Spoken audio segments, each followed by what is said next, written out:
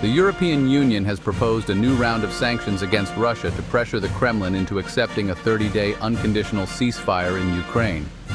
Western allies see this as a necessary step before serious peace talks can begin. If approved, this would be the EU's 18th set of sanctions since February 2022, making it the largest sanctions regime the bloc has ever imposed.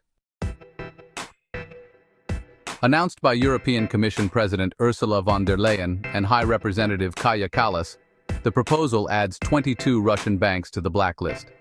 It also extends the transaction ban to entities outside Russia that help bypass sanctions.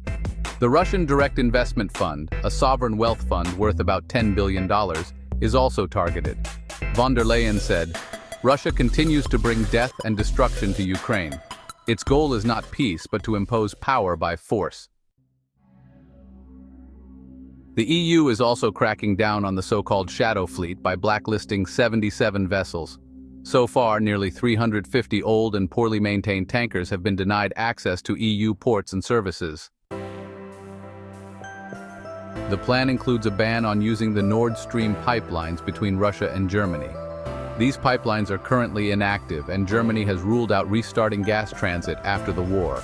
There is no return to the past, von der Leyen added.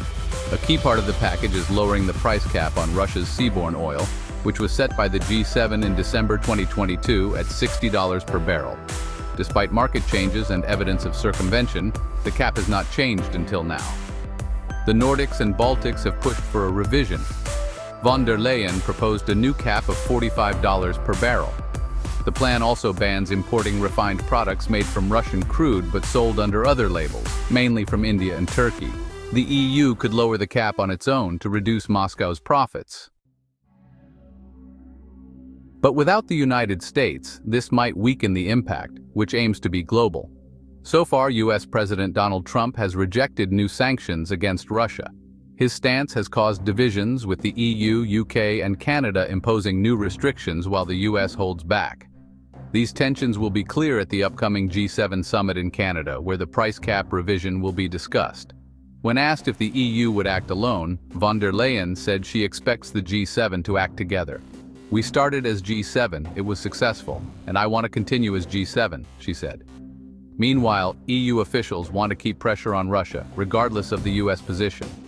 However, Trump's stance could affect talks in Brussels, as all 27 EU member states must agree to approve the new sanctions.